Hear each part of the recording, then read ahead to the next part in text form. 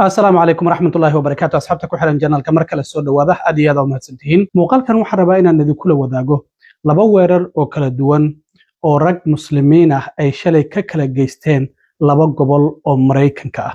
رجن مجاعي مسلمين هي وطن يصيروا كلا ودمدا يكسو كلا جدان الصلاحان أيال الشاقي لكن موادنين مريكن هي هايين مد وحى أو توجشة كجيستي جامعة الإرادة Old Dominion أو كتالة Norfolk Virginia halka midka kalena kaniisad Yahuud ay wax ku caabudaan synagogue oo ku taala West Bloomfield oo meel aan ka fogeyn magaalada Detroit ee gobolka Michigan ayaa sidoo kale uu ninkan isku dayay inuu gabi ahaanba kaniisadaasi qarxiyo laakiin isagii ayaa meesha ku dhintay haddaba faahfaahinada la xiriira labadaasi nin ayaa raba inaan idinla wadaago oo ilaa iyo hadda warbaahinadu ay shaacinayaan balse marka hore soo dhawaada aan ognahay ilaa iyo markii Mareykanku dagaalka uu ku qaaday Iran in FBI-da iyo wasaaradda amniga gudaha iyo hay'adaha sirdoonkuba ay ka digayeen wax la yiraahdo sleep cells oo ah dad ka xanaaqsan weerarkan Mareykanku uu ku qaaday Iran ama muslimiin ha ahaadaan ama dad kale ha ahaadaan oo waliba xitaa Israa'iil ay kula jirta dagaalkaasi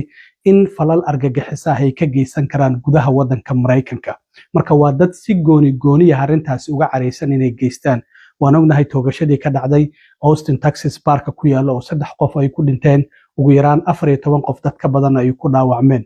waxa sidoo kale jirta marka in shalay galinkii hore in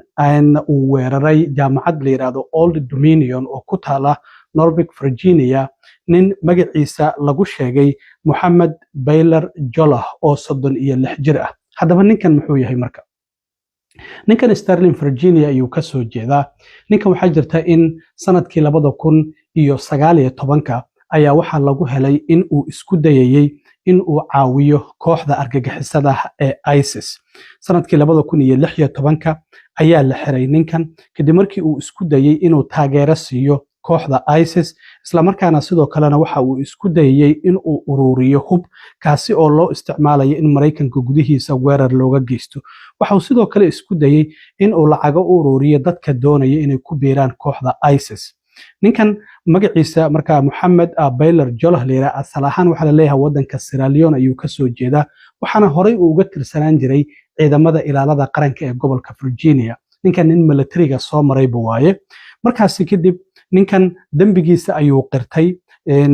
oo la xiriiray argagixisanimo markii lagu soo eedeeyay waxaana lagu xukumay 11 sano waliba wasaaradda cadaaladda waxay soo jeedisay 20 sano qareenadiisana 6 sano iyo bar ayay soo jeediyeen in lagu xukumo laakiin 11 sano ayaa lagu xukumay 11kiisii sano 7 sano oo kamid ah markii uu xabsiga ku jiray federaalka ayaa waxa la soo daayay sanadkii 2024 ayaa ninkan xabsiga laga soo daayay markii marka garsooruhu uu xabsiga ka soo daynayay ninkan waxa sidoo kale jirta in la yiri ninkan waxa loo baahan yahay in la geeyo meel dadka maskaxda ka xanuunsan oo mental health treatment inuu helo isla markaana sidoo kale qaadashada waxyaabaha drugska sidoo kale in uu ka qayb qaato barnaamijyo dadka waxyaabahaasi qabatimay wax looga qabanayo marka iyo sidoo kalena in dhaqdhaqaaqiisa lala socdo ilaa iyo sanadka 2029 waxa jirtay in probation officer ayuu lahaa oo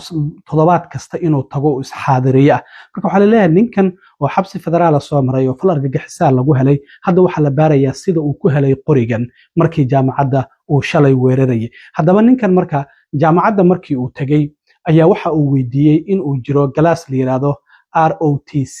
waxa laga soo gaabiyaa ROTC waxa laga soo gaabiyaa Reserve Officers Training Corps waxa lagu tababaraa ciidamada loogu talagalay kayd ahaan inay yihiin ama boolis ahaadaan ama military ahaadaan marka wuxuu yiri galaasaas ma jira ha ayaa leeyahay marka galaaskii ayuu toos u abaaray kulay waa galaas isagu horey u soo maray marka wuu yaqiinay jaamacadda kulay maadaama uu horey jaamacadda uu isaga nafsad ahaantiisa galaaskaasi uu uga soo baxay markaas kadib waxa la leeyahay markii risaasta uu bilaabayay Allahu Akbar ayuu ku qaylinayay marka waxa uu dilay hal askari ayuu dilay oo magaciisa Brandon Shah leeyahay markii hore dhaawacanaya isbitaalka lagu geeyay laakiin waa uu dhintay 2 qof oo kalena sidoo kale waa uu dhaawacay isagana maadaama dadkan galaaska oo weerar ahayn ciidan tababar ku jiray iyagii ayaa gacanta ku dhigay isla markaana halkii ayay ku dileen waxa la leeyahay wax xabada ma aysan ku dilin sabduud wax la yiraahdo way ciijiyeen darab ayay ku qabteen halkii ayuuna ku geeriyooday iyagoo aan wax risaasa aan u adeegsanin marka FBI da hadda waxay sheegeen in fal argagixiso ahaan ay u baarayaan gurigiisa ayaa la tagaya gaariga uu watay ayaa la baaraya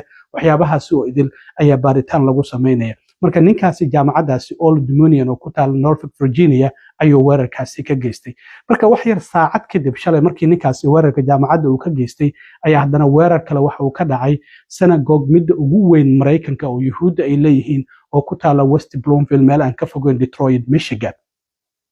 nin magaciisa isagana lagu sheegay Ayman Mohamed Ghazali oo 41 jir ah oo asal ahaan Lubnaan ka soo jeedo ayaa gaarigiisa intuu waxyaabo qarxa ka soo buuxiyay qorina qaatay waxa uu toos u galay kaniisadaasi ama synagogaasi duhurnimadii shalay ahayd marka waxaa jirtay in hadda kaniisadaha Yuhuudda ay leeyihiin oo New York iyo gobolada Mareykanka waaweyn ku yaala amaankooda aad ayaa loo adkeeyay iyaga nafsalahaantooda xitaa security ay hubsiyeen oo AK47 wata ayaa joogay marka mid ka mid ah ilaaladii ayaa ninkaasi isla markiiba arkay gaariga maadaama xoog uu ku soo geliyay kaniisada ayaga synagogue ay meelaha Yuhuudda ay wax ku caabudaan marka ninkii ilaalada ahaa ayaa ninkan ay ishaleen risaas ayuuna ku furay marka ninkii doonayay inuu kaniisadaasi qarxiyo isla goobtii ayuu ku geeriyooday ninkiina gaariga ayuu ku dhuftay waardiyaha ahaa oo dhaawac fudud ayaa gaaro isbitaalka ayaa loo qaaday marka kaniisada xitaa waxaa la arkaya dusheeda qiic ka soo baxaya 140 arday oo kindergarten ama preschool caruurta marka iskuulada loo diyaarinayo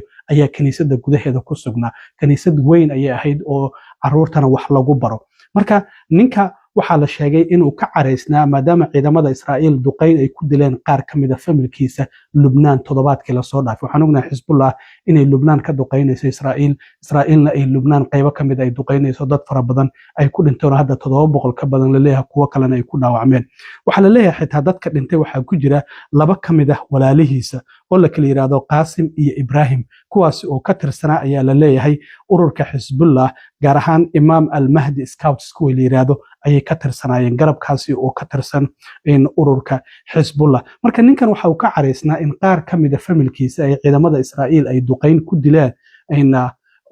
wadanka Lubnaan oo asal ahaan uu ka soo jeedo marka meesha oo weerar waxa la yiraahdaa Temple Israa'iil ayaa la yiraahdaa waa kaniisada ugu weyn oo Yuhuuddu ay ku leeyihiin gudaha Mareykanka ama mid ka mid ah kaniisadaha ugu weynba haddii la yiraahdo ama synagogue ugu weyn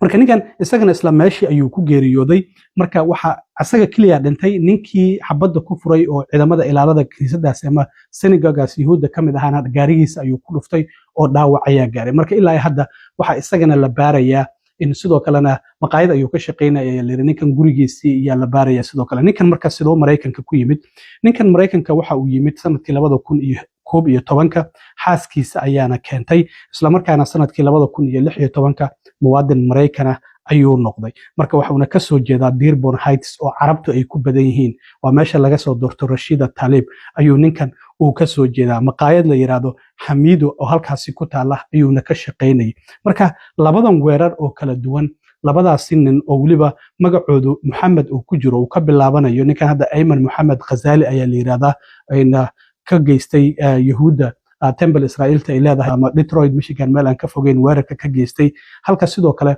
ninkan kale oo jaamacadda Old Dominion weerarayna isagana la yiraahdo Mohamed Baylor Jalloh oo la leeyahay asal ahaan waxa uu ka soo jeedaa wadanka Sierra Leone marka FBI hadda waxa ay baarayaan in labadaasi weerar wax connection ama xiriir ay leeyihiin fal argagixisa ahaan ayaa labadooda loo baaraya taliyaha FBI-da Kash Patel qoraalkan ayuu soo qoray inkastoo aan loo maleynin labada nin inaysan isgaranaynin oo mid waliba uu iskii weerarkan uu u geystay haddana FBI-du waxay leedahay inuu xiriir ka dhaxeeyo in kale ayaan baaritaan ku sameynaynaa oo labaduba hadda baaritaan fal argagixis ahaan ayaa loo baarayaa Mareykankana foojignaan fara badan ayaa ka jirta maadaama dagaalkan Mareykanku iyo Israa'iil ay ku qaadeen Iiraan laga yaabo in dad fara badan oo ka careysan ay dhibaatooyin ka geystaan iskuulada ayaa amaankooda la sugay meelaha kaniisadaha ayaa la sugay ama Yahuudu ha lahaadaan ama Kirishtanku ha lahaadaan iyo sidoo kale masaajidda sidoo kalena dad kale oo careysan oo muslimiintu u careysan iyaga nafsahantooda waxa laga yaabaa marka in ay weerar ka sameeyaan goobaha tareenada